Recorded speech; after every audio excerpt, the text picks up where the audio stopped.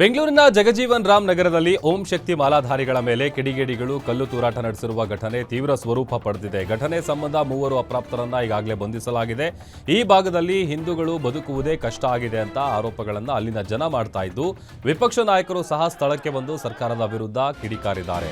ಇನ್ನು ಅಪ್ರಾಪ್ತರಿಗೆ ಕಲ್ಲು ತೂರಾಟ ನಡೆಸಲು ಪ್ರಚೋದನೆ ನೀಡಿದ್ಯಾರು ಎಂಬುದರ ಬಗ್ಗೆ ಪೊಲೀಸರು ತನಿಖೆ ನಡೆಸ್ತಾ ಇದ್ದು, ಜೆಜೆ ನಗರ ಪೊಲೀಸ್ ಠಾಣೆಯಲ್ಲಿ ಪ್ರಕರಣ ಕೂಡ ದಾಖಲಾಗಿದೆ.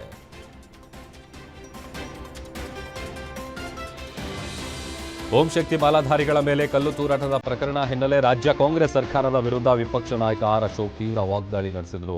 ಜೆಜೆ ನಗರದಲ್ಲಿ ಗೂಂಡಾಗಳೇ ತುಂಬಿದ್ದಾರೆ. ಅರೆಸ್ಟ್ ಆಗಿರೋ ಎಲ್ಲರೂ ಮುಸ್ಲಿಂ ಯುವಕರು.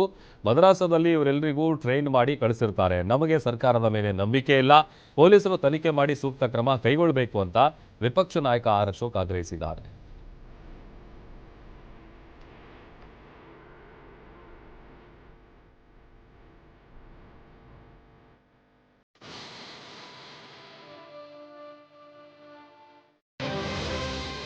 ಸರ್ಕಾರ ಬಂದ ಇವ್ರನ್ನ ಹೇಳೋರು ಕೇಳೋರಿಲ್ಲ. ಇದೇ ಮೊನ್ನೆ 1 ವರ್ಷದಿಂದ ಇಲ್ಲೇ ಕೆಚ್ಚಲ್ ಕೊಯ್ದಿದ್ದು.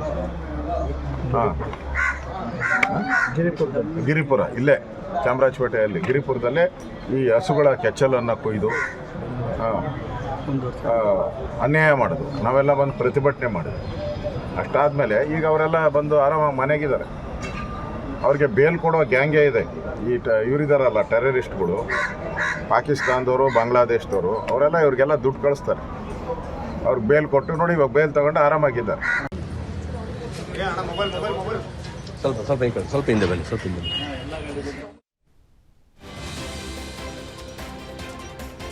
ಬೆಂಗಳೂರಿನ ಜೆಜೆ ನಗರದ ಓಂ ಶಕ್ತಿ ಮಾಲಾಧಾರಿಗಳ ಮೇಲೆ ಕಲ್ಲೆಸೆತ ಪ್ರಕರಣಕ್ಕೆ ಸಂಬಂಧಪಟ್ಟಂತೆ ಗೃಹ ಸಚಿವ ಡಾಕ್ಟರ್ ಜಿ ಪರಮೇಶ್ವರ್ ರಿಯಾಕ್ಟ್ ಮಾಡಿದ್ದಾರೆ. ಓಂ ಶಕ್ತಿ ಭಕ್ತರ ಮೇಲೆ ಕಲ್ಲೆಸೆದವರು 15-16 ವರ್ಷದ ಅಪ್ರಾಪ್ತರು. ಅವರ ತನಿಖೆ ನಡೆಸಿ ಕಾನೂನು ಕ್ರಮವನ್ನು ತೆಗೆದುಕೊಳ್ತೀವಿ. ಇಂತಹ ಘಟನೆ ಆದಾಗ ಬಿಜೆಪಿಗರು ಮೊದಲು ಬರುತ್ತಾರೆ. ಬಿಜೆಪಿ ಹೇಳೋದಕ್ಕೂ ಮೊದಲೇ ಕಾನೂನು ಕ್ರಮ ಜರುಗಿಸಿದ್ದೀವಿ ಅಂತ ಗೃಹ ಸಚಿವ ಪರಮೇಶ್ವರ್ ಹೇಳಿದ್ದಾರೆ. ಅರೆಸ್ಟ್ ಮಾಡಿದ್ದಾರೆ. ಒಂದು 4-5 ಜನ ಚಿಕ್ಕ ಹುಡುಗರು, 17 ವರ್ಷ 15 ವರ್ಷದ ಹುಡುಗರು, ಅವರು ಓಂ ಶಕ್ತಿ ಪೂಜೆ ಮಾಡ್ತಕ್ಕಂಥ ಸಂದರ್ಭದಲ್ಲಿ ಕಲ್ಲು ಎಸ್ತಿದ್ದಾರೆ. ಅವ್ರನ್ನೆಲ್ಲ ಸೆಕ್ಯೂರ್ ಮಾಡಿದ್ದಾರೆ, ಅರೆಸ್ಟ್ ಮಾಡಿದ್ದಾರೆ. ಜುವಿನೈಲ್ ಇದು ಬರುತ್ತೆ, ಅದು ಕೇಸ್ ತೊಗೊಂಡು ಏನು ಕ್ರಮ ಮುಂದೆ ಅದನ್ನು ತಗೊಳ್ತಾರೆ. ಈಗಾಗಲೇ ಅವ್ರನ್ನೆಲ್ಲರನ್ನೂ ಕೂಡ ಅರೆಸ್ಟ್ ಮಾಡಿದ್ದಾರೆ. ಅದೇ ಕಾನೂನು ಪ್ರಕಾರ ಏನು ಕ್ರಮ ತಗೋಬೇಕೋ ತಗೊಳ್ತೀವಿ. ಯಾಕೆಂದರೆ ಈಗ ಅವರು 17, 15, 16 ವರ್ಷದವರು. ಅವರಿಗೆ ಎನ್ಕ್ವೈರಿ ಮಾಡಿ ಯಾರು ಪ್ರಚೋದನೆ ಮಾಡಿದ್ದಾರೆ ಅಥವಾ ಹೇಗಾಗಿದೆ ಅನ್ನೋದನ್ನೆಲ್ಲ ತಿಳ್ಕೊಂಡು ಆಮೇಲೆ ಕ್ರಮ ತಗೊಳ್ತೀವಿ. ನಾವು BJP ಅವರು ಹೇಳ್ತಾನೆ ಇರ್ತಾರಲ್ವ, BJPನವರು ಹೇಳೋದು ನಿಲ್ಲಿಸಿದಾರ, ಹೇಳ್ತಾನೆ. ಬಳ್ಳಾರಿ ಗಲಭೆ ವಿಚಾರ ದಿನಕ್ಕೊಂದು ತಿರುವು ಪಡೆದುಕೊಳ್ತಾ ಇದೆ. ಇದೀಗ ಮತ್ತೊಂದು ಬಿಗ್ ಟ್ವಿಸ್ಟ್ ಸಿಕ್ಕಿದ್ದು ಮಾಜಿ ಸಚಿವ ಜನಾರ್ದನ್ ರೆಡ್ಡಿ ನಿವಾಸದಲ್ಲಿ ದೊಣ್ಣೆ ಕೋಲುಗಳು ಪತ್ತೆಯಾಗಿದೆ. ಈ ಕುರಿತಾದ ವಿಡಿಯೋವನ್ನು ಶಾಸಕ ಭರತ್ ರೆಡ್ಡಿ ರಿಲೀಸ್ ಮಾಡಿದ್ದು, ಗಲಭೆಗೆ ಬಳಸಿದ ದೊಣ್ಣೆಗಳು ಅಂತ ಹೇಳಿದ್ದಾರೆ. ಮತ್ತೊಂದೆಡೆ ಜನಾರ್ದನ್ ರೆಡ್ಡಿ ಮನೆ ಮುಂದೆ ಬುಲೆಟ್ ಪತ್ತೆಯಾಗಿದ್ದು, ಸ್ಥಳಕ್ಕೆ ಎಂಟ್ರಿ ಕೊಟ್ಟ ಬಾಂಬ್ ಸ್ಕ್ವಾಡ್ ಮನೆಯ ಸುತ್ತಮುತ್ತಲಿನ ಪ್ರದೇಶದಲ್ಲಿ ಪರಿಶೀಲನೆ ನಡೆಸಿದ್ದಾರೆ.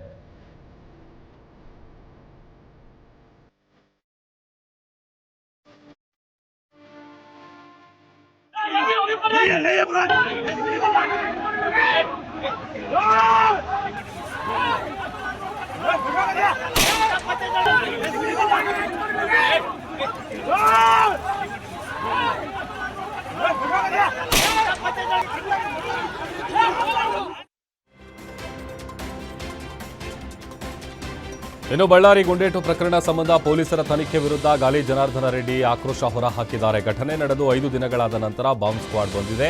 ಭರತ್ ರೆಡ್ಡಿ ಹಿಂದೆ ಕ್ರಿಮಿನಲ್ಗಳಿದ್ದಾರೆ ಅಂದಾಕ್ಷಣ ತನಿಖೆ ನಿಧಾನಗೊಳಿಸಿದ್ದಾರೆ. ಹೀಗಾದ್ರೆ ಪೊಲೀಸರ ತನಿಖೆಯನ್ನ ಹೇಗೆ ನಂಬೋದು ಅಂತ ರೆಡ್ಡಿ ಪ್ರಶ್ನೆ ಮಾಡಿದ್ದಾರೆ.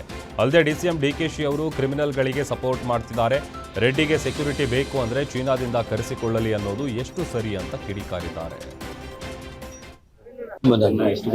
ಘಟನೆ ಆದ್ಮೇಲೆ 5 ದಿವಸಗಳ ನಂತರ ಇವತ್ತು ಪೊಲೀಸರು ಇಲ್ಲಿಗೆ ಬಾಂಬ್ ಸ್ಕ್ವಾಡ್ನ ತಗೊಂಡು ಬಂದಿದ್ದಾರೆ ಅಂತಂದ್ರೆ ನೀವು ಅರ್ಥ ಮಾಡ್ಕೊಳ್ಳಿ ತನಿಖೆ ಎಷ್ಟು ನಿಧಾನಗತಿಯಲ್ಲಿ ನಡೀತಾ ಇದೆ ಮತ್ತು ಪೊಲೀಸರ ಮಾನಸಿಕ ಸ್ಥೈರ್ಯ ಧೈರ್ಯ ಕುಗ್ಗಿಸುವಂತ ರೀತಿಯಲ್ಲಿ ರಾಜ್ಯದ ಉಪಮುಖ್ಯಮಂತ್ರಿಗಳು ಈ ಕ್ರಿಮಿನಲ್ ಶಾಸಕರಾದ ಭರತ್ ರೆಡ್ಡಿ ಅವ್ರ ಬೆನ್ನ ಹಿಂದೆ ನಾವು ಇದೀವಿ ಅಂತ ಹೇಳಿ ಅವ್ರು ಹೇಳಿದ ತಕ್ಷಣ ಪೊಲೀಸರು ಇನ್ಯಾವ ತನಿಖೆ ಮಾಡ್ತಾರೆ? ಹೇಗೆ ನಾವು ನಂಬೋದು ಇವ್ರನ್ನ? ಹಾಗಾಗಿ ಈ ರಾಜ್ಯದ ಉಪಮುಖ್ಯಮಂತ್ರಿಗಳೇ ಈ ರೀತಿ ಅಂತ ಹೇಳಿಕೆ ಕೊಟ್ಟಾಗ ಮುಖ್ಯಮಂತ್ರಿ ಆಗ್ಬೇಕಂತ ಕನ್ಸ್ಕೊಂಡಿರೋ ಒಬ್ಬ ವ್ಯಕ್ತಿ ಕ್ರಿಮಿನಲ್ಸ್ಗಳನ್ನ ಸಪೋರ್ಟ್ ಮಾಡ್ತಾನೆ, ಪೊಲೀಸರ ಒಂದು ಧೈರ್ಯ ಕುಗ್ಗಿಸ್ತಾನೆ.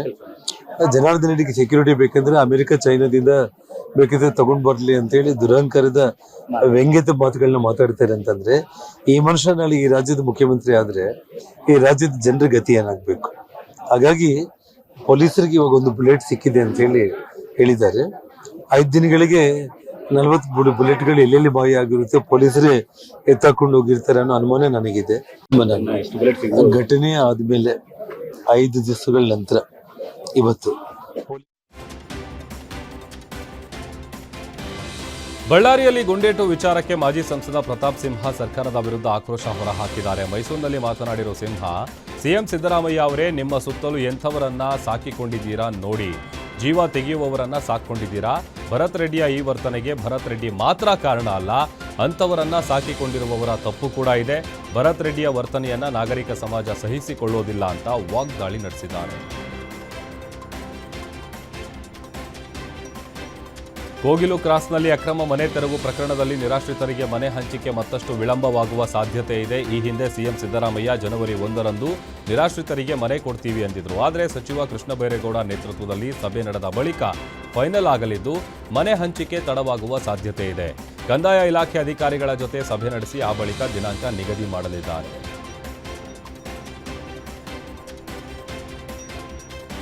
ಮೈಸೂರು ಅರಮನೆ ಬಳಿ ಹೀಲಿಯಂ ಗ್ಯಾಸ್ ಸಿಲಿಂಡರ್ ಸ್ಫೋಟಗೊಂಡು ಮೃತಪಟ್ಟವರ ಕುಟುಂಬಕ್ಕೆ ಸಿಎಂ ಸಿದ್ದರಾಮಯ್ಯ ತಲಾ 5 ಲಕ್ಷ ರೂಪಾಯಿ ಪರಿಹಾರ ಘೋಷಿಸಿದ್ದಾರೆ.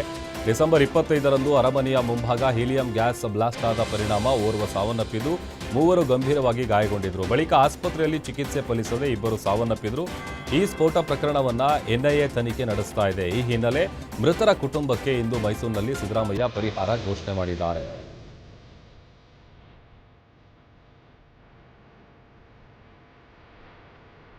ಡಿಸಿಸಿ ಬ್ಯಾಂಕ್ ನೌಕರರ ಯೂನಿಯನ್ ಅಧ್ಯಕ್ಷರ ಮೇಲೆ ಹಲ್ಲೆ ಪ್ರಕರಣಕ್ಕೆ ಸಂಬಂಧಪಟ್ಟಂತೆ ಶಾಸಕ ಲಕ್ಷ್ಮಣ್ ಸವದಿ ಹಾಗೂ ಪುತ್ರ ಚಿದಾನಂದ ಸವದಿ ಸೇರಿ ಒಟ್ಟು 8 ಜನರ ವಿರುದ್ಧ ಕೇಸ್ ದಾಖಲಾಗಿದೆ. ಹಲ್ಲೆಗೆ ಒಳಗಾದ ಕರೆಣ್ಣವರ್ ಬೆಳಗಾವಿ ಖಾಸಗಿ ಆಸ್ಪತ್ರೆಯಲ್ಲಿ ಚಿಕಿತ್ಸೆ ಪಡೆದಿದ್ದು ಅಥಣಿ ಪೊಲೀಸರಿಗೆ ದೂರು ನೀಡಿದ್ದಾರೆ. ದೂರಿನಲ್ಲಿ ಮನೆಗೆ ಕರೆಸಿ ಅವಾಚ್ಯ ಶಬ್ದಗಳಿಂದ ನಿಂದಿಸಿ ಹಲ್ಲೆ ಮಾಡಿದ್ದಾರೆ.